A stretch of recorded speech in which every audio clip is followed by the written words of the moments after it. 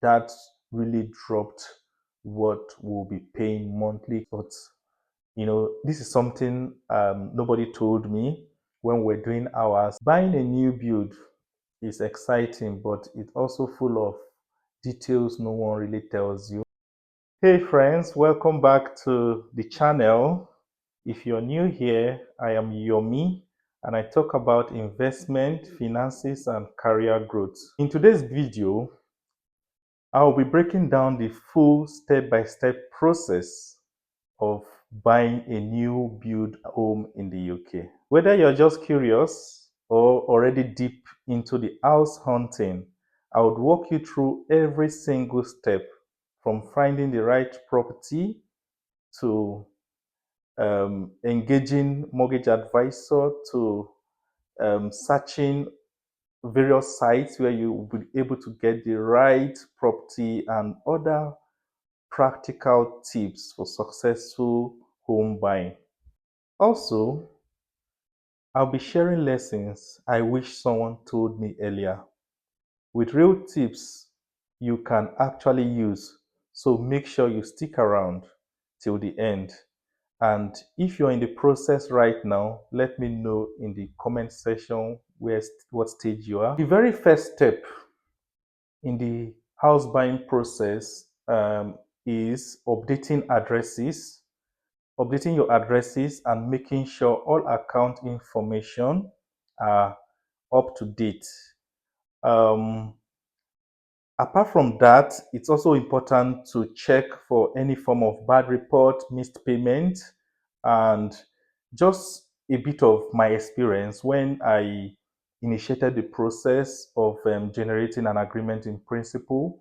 It failed, and one of the feedback or my second check, what it revealed was that I had an account where I've not updated my current address where I'm living, and that made the process not feasible at that point. So really want to stress that updating addresses across all accounts information, be it your bank, if you're using the Experian app, Clear Score, everywhere you have to have an up-to-date address so that you can have a very smooth process. The next second step is getting an agreement in principle, and some lenders do call it agreement in principle, some call it decision in principle or mortgage in principle.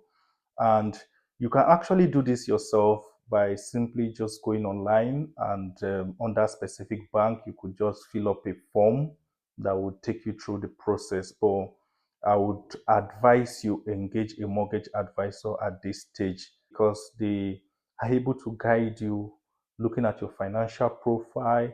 They also look at your visa situation since they have a large pool of lenders at their disposal, unlike you just going to initiate this process with a single bank. In my case, I was lucky to be able to get a mortgage advisor that did all this for me for free, and I'm happy to share that link with you if you're interested in going through the mortgage advisor process. You just check out the link in the description of this video for that. And another thing I think is important to note is for you to be able to ascertain what you can actually borrow from a lender is just simply multiplying your income by 4.5 or 4, as this figure may vary depending on the lender. That would give you a rough estimate of what you can actually borrow. It's important for you to have an agreement in principle before you start looking for house, before you start calling the builders and etc. Because in most situations or in some situation they would require you to provide that evidence before they're going to book you for home viewing. The next step is a step that after you've successfully scaled through the agreement in principles phase, you now move to where you can now start researching locations for where you would want to buy this property. And there are lots of trusted platform you can explore. We have Rightmove, we have On the market, we have Zoopla. Alternatively, in case you have special preference for certain builder, probably you've seen their structure and it's something that really caught your attention, you could just simply visit the website of this builder, and from there you can kickstart the whole process of initiating after searching the property, location, determining where you really want this your new home to be. There are lots of other factors to have in mind in searching. You need to look at any area you're going to be searching for this property. It's an area where it's within your budget, and that's an estimate you must have gotten from the agreement in principle. Very crucial you have that in mind, so you're not just looking for something that even if you see a house that you really love, but you are not even eligible because of the amount. The next step, which is step 4, and this step is where you book viewing and visit the show homes. And at this point, you're very sure of your budget, and you reach out to the builder, book slot, book time for viewing, etc. And I just wanted to bring out something that is really very important here. There are some things that can be misleading, and you need to be very careful. If you're going to view houses, most of the showrooms you'll be seeing are really, on most occasions, they are fully kitted with all the upgrades and whatsoever. So it's important you actually ask questions to understand in terms of the standard package which you will be offered.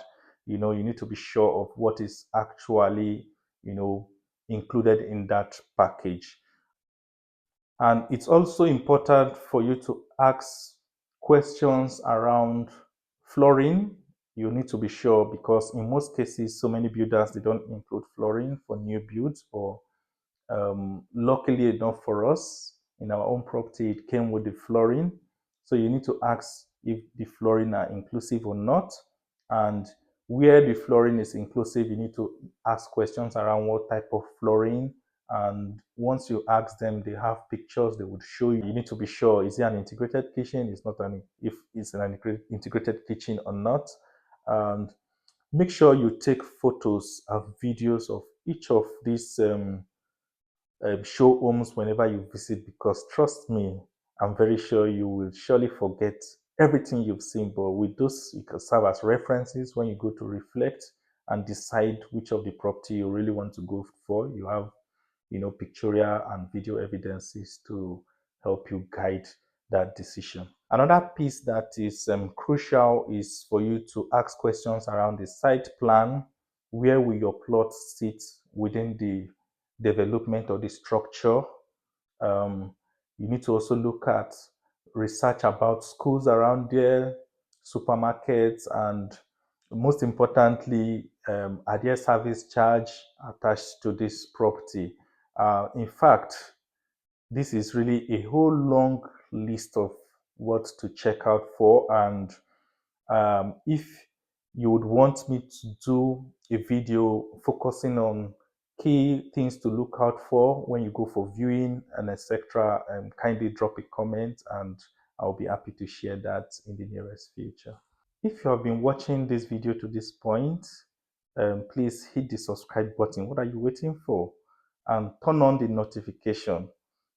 The next step is step 5, which is reserve your plot.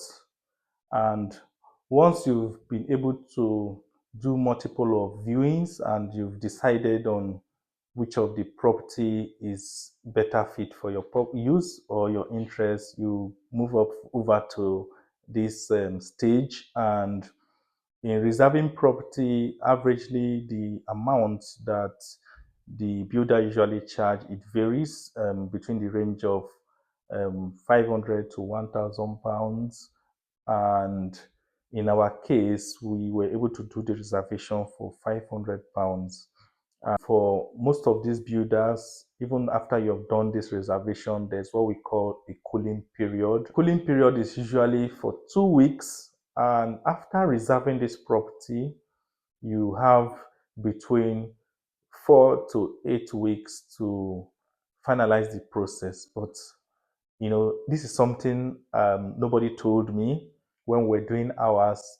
At some point, it was almost 6 weeks, and we're just panicking. What will happen? Are we going to lose our property?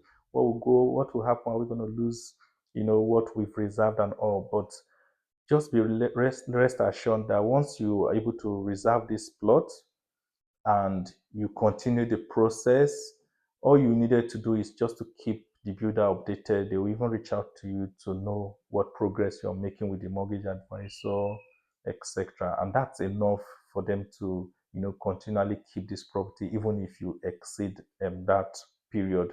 There are lots of forms, lots of things that they will be requesting of you. On your part, just try as much as you can to provide them within a good time frame and keep the builder updated. So even if you exceeded the 4 to 8 weeks period, you're still good. So the next step is step 6, mortgage application phase, and this is the stage where you have to work with the mortgage advisors to complete all the forms, where you need to complete all the forms. And at this stage, you start looking around for solicitor that you would engage. Um, the the whole process is can be very stressful. Let me be very frank. There are lots of forms to complete, lots of evidences, information you would need to be providing at this particular stage. In terms of documentation, they check your spending habits when completing the form. They collect addresses of where you live. They also go as far as collect some other identifiers like your ID card, preferably use your passport, especially for those that are on a visa. Pay slip between 1 to 6 months is very crucial here, but fortunately in our own situation, we only provided pay slip for just a month. Um, Other things they would be requesting is employment letter, bank statement, proof of deposits, and lots more. So at this point, it's always good to have this information, these documents readily available, and so that once they request for it, you can easily upload it, email it, or provide it, depending on what platform they are using. So another thing they may likely request for is entry visa stamp, because there are some lenders that would not give you mortgage or lend you money except you have been in the country for a certain period, at least a year or two, etc. So at some point, they may even require you to kind of provide a scanned copy of your stamped visa page from the first day you came into the country. So that's another important evidence that they may request. The next step is step 7, which is getting a solicitor. And at this stage, you need a solicitor who is somebody that would go through the property planning permission, building warranty, service charge, and lots of local search and everything that would be required to legally document the whole process from start to finish.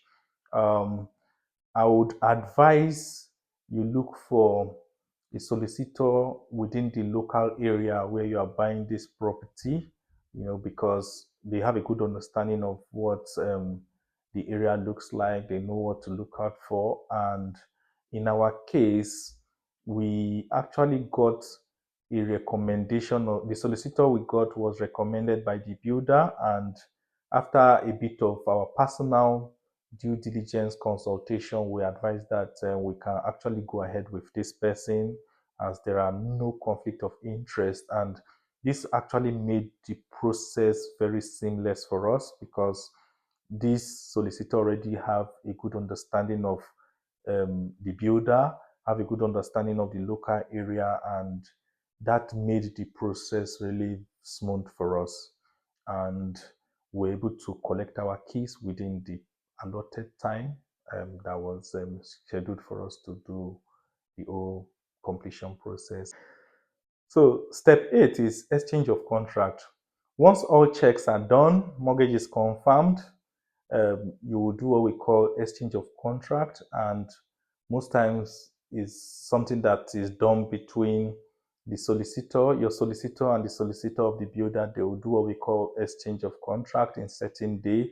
You're not supposed to be there, but in most cases, prior to this day, your solicitor must have informed you of the exchange of contract date and even secure your consent to go ahead with that.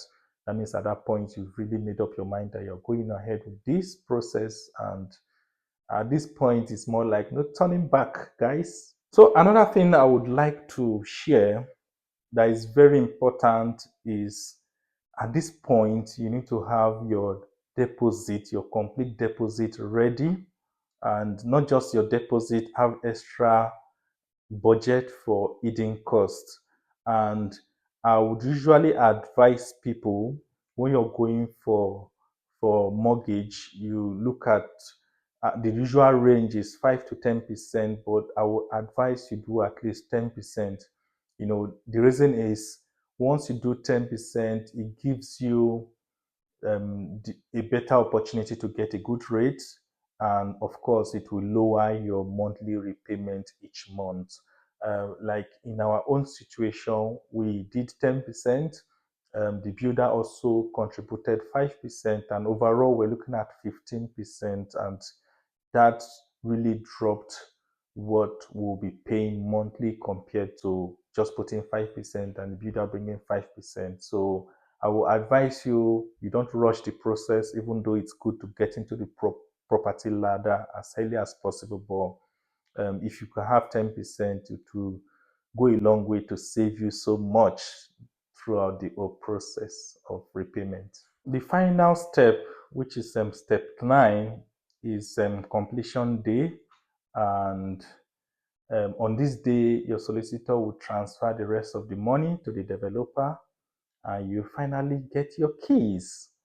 And most in most cases, the developer will also walk you through the property, give you a handover pack which would contain the warranty documents, energy performance certificate, manuals for the appliances in the property where applicable, and utility setup information for the property as well. Buying a new build is exciting, but it's also full of details no one really tells you. I hope this video helped you walk through it. And if you've got questions, drop them in the comments, or in case I have missed any important point, kindly drop it in the comment as well.